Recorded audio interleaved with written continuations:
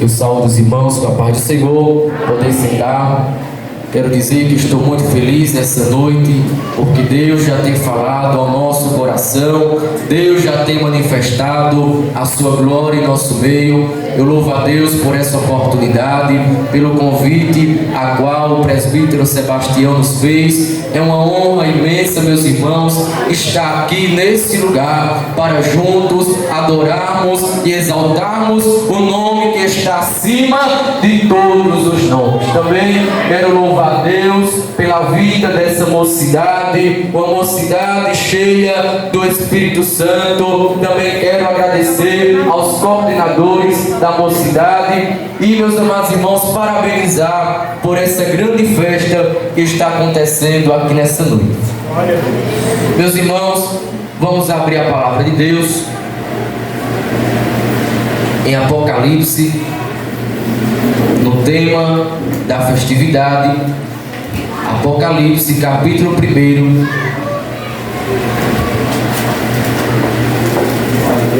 e o versículo 8.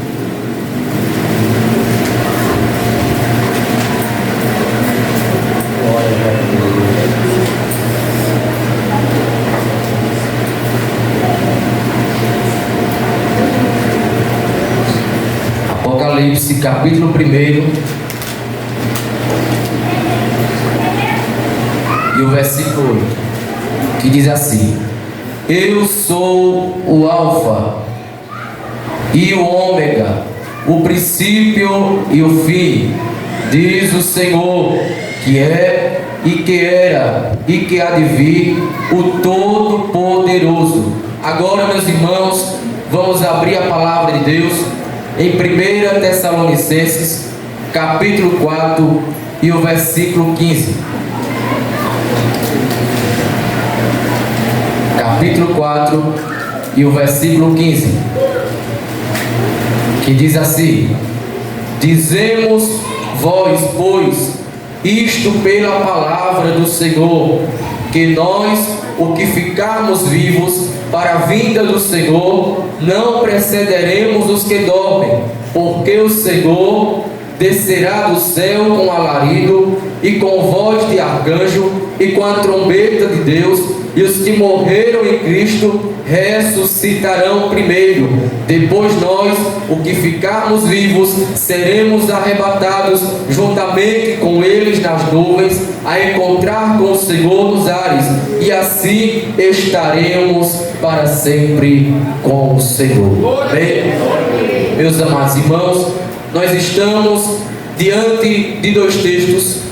E esses dois textos que acabamos de ler são textos que na teologia nós chamamos de textos escatológicos, textos que falam acerca das coisas que irão acontecer no futuro. Esse texto, aleluia, qual nós lemos em Apocalipse, no capítulo 1, versículo 8, nós vemos o Senhor Jesus Cristo se revelando para João. João foi o autor do livro de Apocalipse, e ele foi levado para uma ilha chamada Ilha de Patmos, que ficava no rio Egeu. E aleluia, louvado seja Deus, as pessoas que iam para essa ilha, elas iam por causa de um imperador que ficava em Roma, e ele não aceitava a pregação do Evangelho, ele não aceitava a doutrina ensinada pelos santos apóstolos. Dentre eles estava o apóstolo João, e por causa da sua influência, por causa da palavra de Deus, a Bíblia diz que João foi levado à ilha de Patmos. E meus amados irmãos, no momento de sofrimento, no momento de grande angústia na vida de João, a Bíblia diz que ele teve uma experiência inexplicável, uma experiência gloriosa, uma experiência que o homem não pode explicar. O homem que tem olhos naturais, ele não consegue compreender, mas aquele que tem olho espiritual, ele tudo discerne. E João, ele viu o Senhor Jesus Cristo. Mas eu quero dizer para você nessa noite, que o Jesus que João viu, não é o Jesus que estava na cruz do Calvário, não era o Jesus que estava com a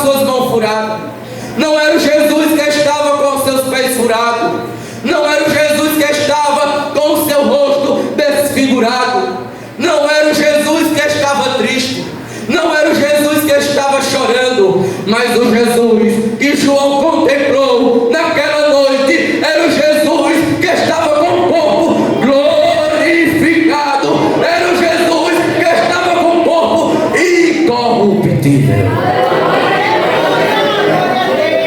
E esse mesmo Jesus está aqui nessa noite. E ele disse para João: olha, eu sou o Alfa, eu sou o Ômega, eu sou o que é, eu sou o que era, eu sou o primeiro, eu sou o último, eu sou o que há de vir, o Todo-Poderoso.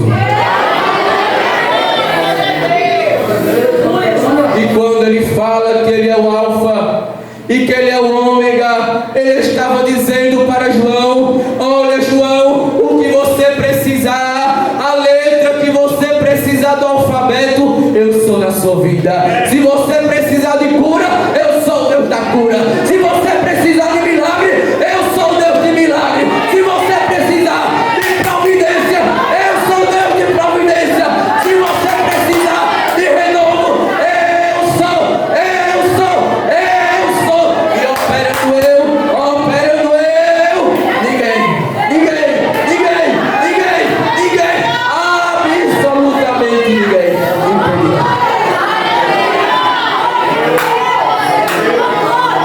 O que você precisa nessa noite, que ele seja na sua vida. Ele está dizendo: eu sou.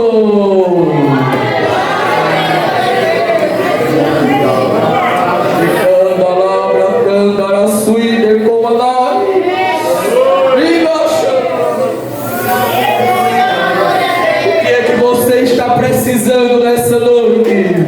Qual é a providência que você quer que ele faça? Ele diz: eu sou.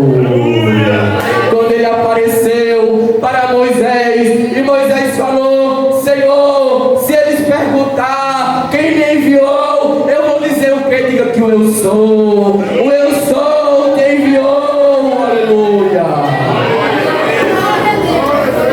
Ele disse na sua palavra para Isaías: ainda antes que houvesse dia, ainda antes que a existência, ainda antes que a ciência, ainda antes que o homem existisse, eu sou, e operando eu na tua vida, ninguém vai impedir.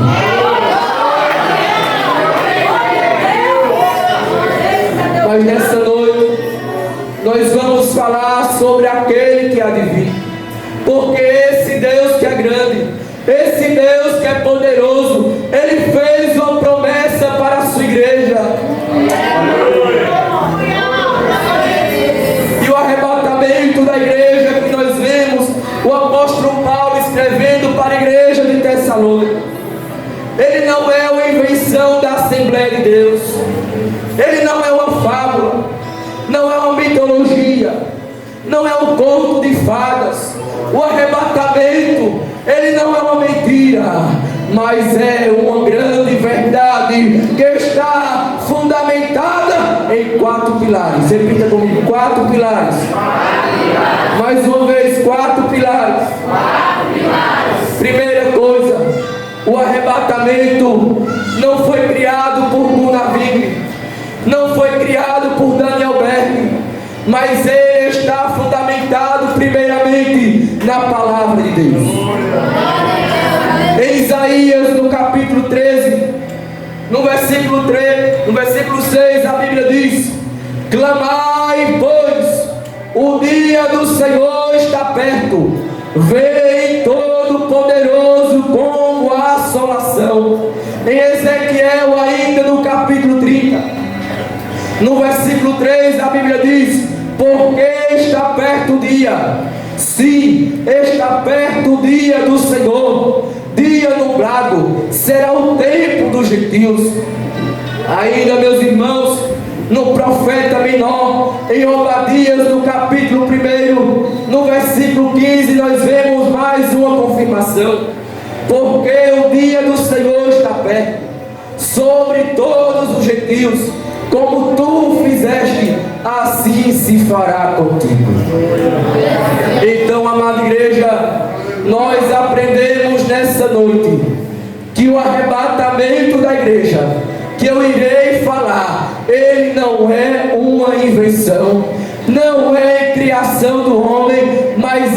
primeiramente uma doutrina esclarecida na própria palavra de Deus. Em segundo lugar, o arrebatamento também é uma declaração dos anjos. Repita comigo: declaração dos anjos, em Atos dos Apóstolos. No capítulo 1, a Bíblia vai nos dizer que os discípulos estavam reunidos e o Senhor Jesus já tinha ressuscitado, e agora ele aparece para os seus discípulos a fim de prepará-los para uma grande missão. E agora, meus irmãos, Jesus é assunto ao céu, e quando ele é assunto ao céu, aparece alguns anjos ali para os discípulos, e eles falando disseram: olha, assim como ele foi assunto ao céu, ele virá outra vez, ele virá outra vez. O arrebatamento não é invenção do homem, é declaração dos anjos pelo Espírito Santo.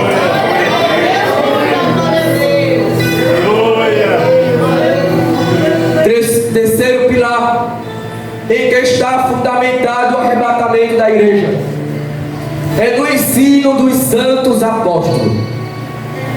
Nós vemos, meus irmãos, algumas referências em Filipenses capítulo 3, versículo 20. O apóstolo Paulo escrevendo, ele disse: mas a nossa cidade está nos céus, de onde também esperamos o Salvador, o Senhor Jesus Cristo. Ainda Tiago também, apóstolo do nosso Senhor Jesus Cristo, ele confirma a grande verdade do arrebatamento, dizendo: sede vós também pacientes, fortalecei-vos vossos corações, porque já a vinda do Senhor está próxima. Para concluir, nós vemos o apóstolo João na sua primeira epístola, no capítulo 2, no versículo 28, confirmando: e agora, filhos, permanecei nele, para que quando ele se manifestar, tenhamos confiança e não sejamos confundidos.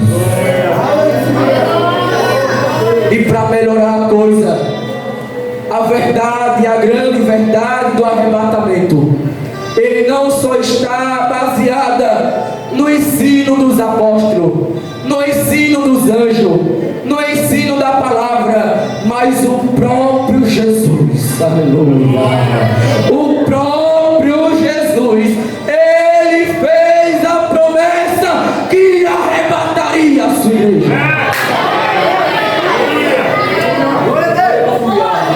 No capítulo 24 de Mateus está escrito: assim como foi nos dias de Noé, será a vinda do Filho do Homem. Aleluia. E em João, no capítulo 14, Jesus dando as suas últimas instruções aos discípulos, ele disse: olha, não se turbe o vosso coração, crede em Deus, crede também em mim, porque na casa de meu Pai há muitas moradas. Se não fosse assim, eu não vos teria dito, pois vou preparar lugar, e quando eu for e preparar lugar, eu virei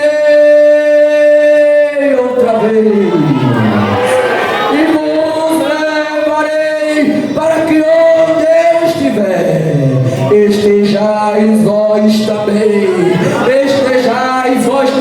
Quem quer estar lá no grande dia? Quem quer estar lá no grande dia? Dê glória a Jesus, porque nós vamos para lá. Mas nós vemos ainda na Bíblia que antes que o arrebatamento aconteça, é necessário nós passarmos por alguns sinais. E esses sinais nós reconhecemos como o princípio das dores. E existe pelo menos 3 crises que a igreja vai passar e já está passando. A primeira crise, meus irmãos, que antecede ao arrebatamento, é a crise religiosa. Repita comigo: crise religiosa. Jesus, pregando o seu sermão, visão acerca das coisas futuras. Ele disse no versículo 11 do capítulo 24: e surgirão muitos falsos profetas e enganarão a muitos. Meus amados irmãos, é bem verdade que a crise religiosa já é um sinal do arrebatamento que a igreja está enfrentando. Quantos falsos profetas não estão surgindo em nosso meio, proferindo coisas que não vieram da parte do alto? Quantos pastores não estão brincando com a igreja de Deus?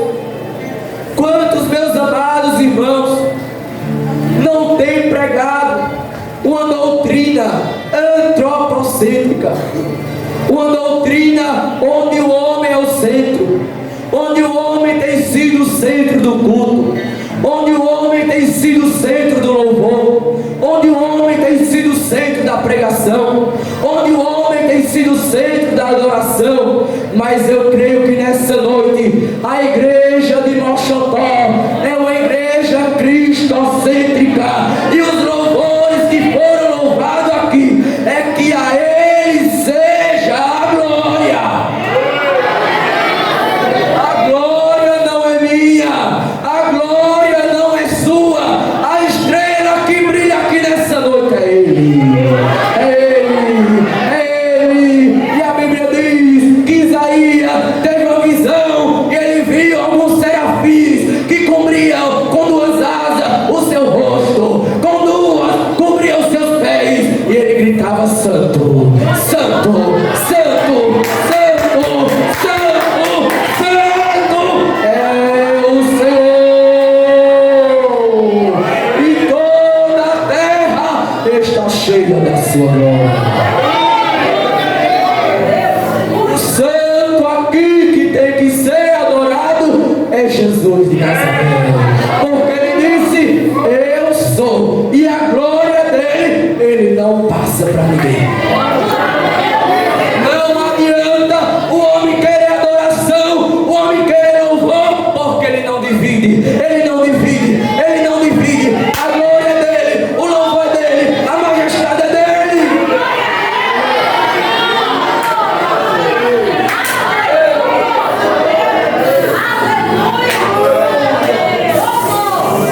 Aleluia! E existe, meus irmãos, um segundo tipo de crise que a igreja tem enfrentado, e é um sinal do arrebatamento. Repita comigo: crise mundial, entre as nações. Em Mateus, ainda no capítulo 24, no versículo de número 6, Jesus vai dizer: e ouvireis de guerra e de rumores de guerra. Olhai, não vos assustei, porque é mister que isso tudo aconteça, mas ainda não é o fim. Então a crise mundial está acontecendo em todo o mundo, onde nação tem se levantado contra nação, vidas têm sido ceifadas, pessoas estão perdendo as suas famílias. Quantas casas, meus irmãos, não têm sido destruídas nesses lugares? Pessoas têm sofrido. Aleluia. Mas eu quero dizer à igreja que diante dessas crises, diante dessas perseguições, diante dessas tribulações, diante desses temporais, a igreja de Mochotó está aqui nessa noite dizendo: Maranata, Maranata, Maranata, Ele vem, Ele está voltando, e Ele vai enxugar de nosso rosto toda lágrima. O pranto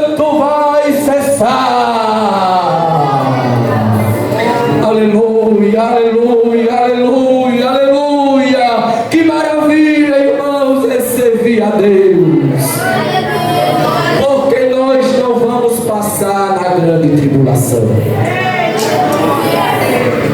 A Bíblia diz que virá um tempo como nunca se ouve, uma tribulação como nunca se ouve. Será, meus irmãos, dores como dores de parto, mas eu quero te dizer uma notícia, que o apóstolo João, escrevendo no Apocalipse, no capítulo 3, no versículo 10, ele disse: como guardaste a minha palavra, eu também te guardarei da hora da grande tribulação. Nós não vamos ficar aqui. Quem quiser que fique, mas a igreja vai morar no céu. A igreja vai morar no céu. A igreja vai para o céu. Quem crê, levanta a sua mão e dê glória a Deus.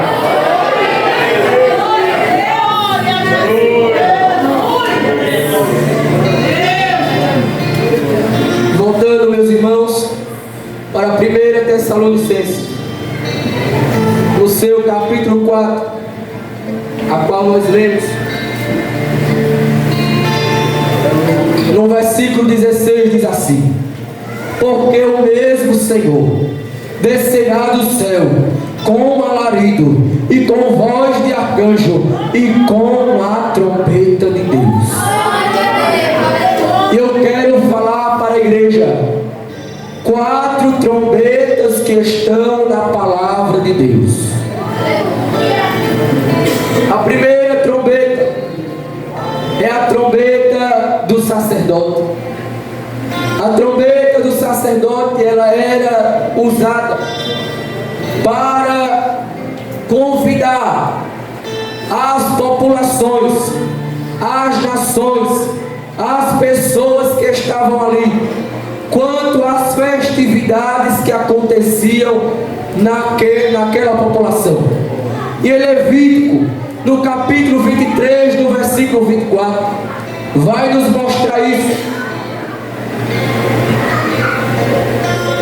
Josué, capítulo 6, versículo 4 diz assim: e 7 sacerdotes levantaram 7 trombetas de chifres de carneiro adiante da arca.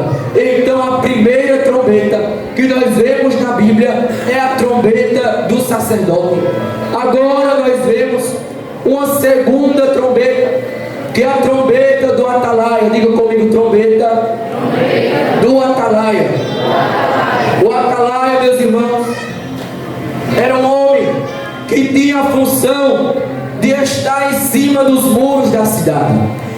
Ele ficava em cima dos muros da cidade, porque quando ele observasse que estava vindo algum exército para afrontar aquele povo, ele tocava a trombeta para alertar aquele grande exército e eles ficarem alerta. Então nós vemos que existe a trombeta do sacerdote, a trombeta do atalaia e a terceira trombeta, a trombeta do profeta. Diga comigo: trombeta do profeta. Quando falamos de trombeta do profeta, nós podemos dizer que o profeta, ele tocava uma trombeta, mas também podemos dizer que a própria boca do profeta era uma trombeta. Louvado seja o nome santo do Senhor. E nós vemos a quarta trombeta, que é a trombeta do arauto. Diga comigo: trombeta do arauto. O que era a trombeta do arauto? O arauto, meus irmãos, ele tocava a trombeta para que, quando o rei fosse chegando, todas aquelas pessoas que ouvissem o toque da trombeta, elas se prostravam, elas ficavam reverenciadas diante da presença do rei. E eu quero dizer para a igreja de Mochotó, que está aqui nessa noite, que nós não estamos esperando a trombeta do sacerdote, nós não estamos esperando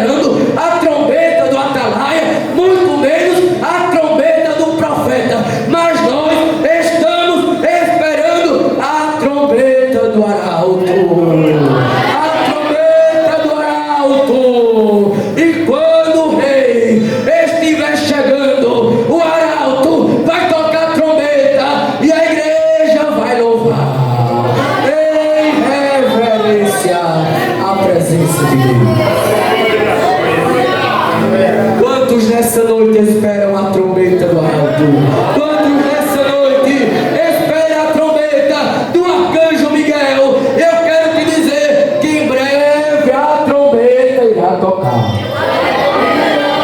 Eu disse que em breve ela vai tocar. De glória, de glória, de glória, porque eu ouvirei o meu nome.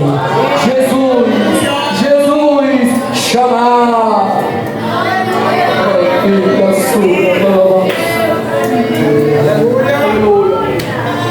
E agora, meus irmãos, que nós sabemos que o arrebatamento é uma grande realidade, que a trombeta do arauto em qualquer momento ela vai tocar. Nós que estamos aqui precisamos estar preparados, preparados,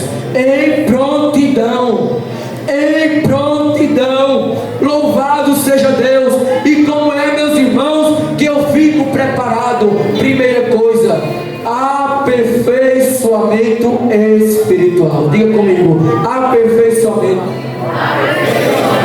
espiritual. Agora vamos ler o que está escrito em Provérbios capítulo 4, no versículo 18. Mas a vereda dos justos é como a luz da aurora, que vai brilhando. Diga comigo, que vai brilhando. Mais forte, que vai brilhando. Mais e mais. Mais forte, mais e mais. Assim é o aperfeiçoamento do crente. É mais e mais. Não é menos e menos não. É mais e mais. É todo dia. É mais e mais orando. É mais e mais jejuando. É mais e mais buscando a presença de Deus. A presença de Deus e a presença de Deus. Segunda forma do aperfeiçoamento espiritual. Romanos capítulo 1, versículo 17. Porque nele se descobre a justiça de Deus. Diga comigo, de fé em fé. Mais forte, irmão, com todo o seu fogo, de fé em fé. É assim que o crente permanece para o arrebatamento.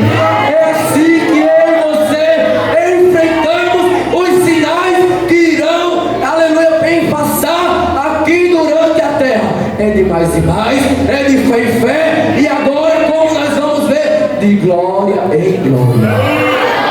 Diga comigo, de glória em glória. Diga mais e mais. De fé em fé. De glória em glória. A mocidade, Cristo e vida. A mocidade vencendo com Cristo irá subir de mais e mais. Aleluia, de fé em fé e de glória em glória.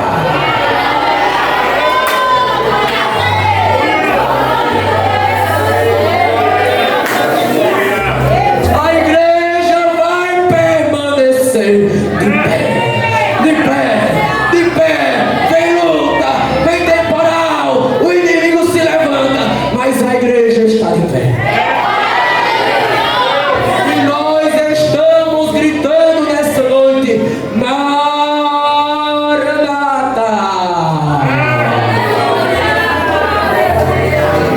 Aleluia, aleluia, aleluia. Nada vai poder parar a igreja do Senhor e Salvador Jesus Cristo. Porque a cada dia ele está como mais e mais, de fé em fé e em glória em glória. Para concluir, meus irmãos, nós bem sabemos que devemos estar em um aperfeiçoamento espiritual. Devemos estar com a vida no altar. Mas existe uma guerra espiritual na vida de cada jovem que está aqui nessa noite. Existe, irmãos, uma batalha. Existe, meus irmãos, uma guerra interior que só você que é jovem sabe. Aleluia. Aleluia. E o apóstolo Paulo, escrevendo aos Romanos, ele diz: o bem que eu quero fazer, se eu não faço,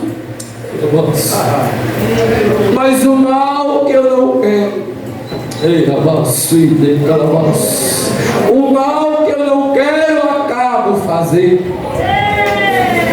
Mas você chegou aqui nessa noite, você se sente, aleluia, incapacitado, você se sente inferior, você se sente um miserável pecador, como disse o apóstolo Paulo: miserável homem que sou, quem me livrará do corpo dessa morte? Mas eu quero te dizer que o sangue de Jesus Cristo nos purifica de todo pecado, de toda iniquidade, de todo pecado. E Ele está renovando essa igreja. Sinta a glória de Deus te tomando essa igreja. Com a permissão do presbítero Sebastião, ficamos de pé.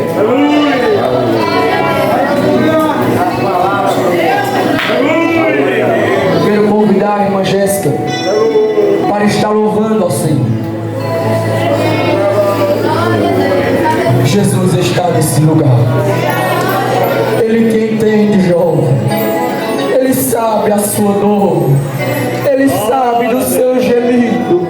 Quando você entra no seu quarto, que ninguém está vendo, que ninguém está te observando, Ele diz: eu estou vendo, eu estou contemplando, eu estou vendo tudo e nada foge do meu olhar. Ele te trouxe aqui nessa noite para te renovar e dizer: recebe graça, recebe graça.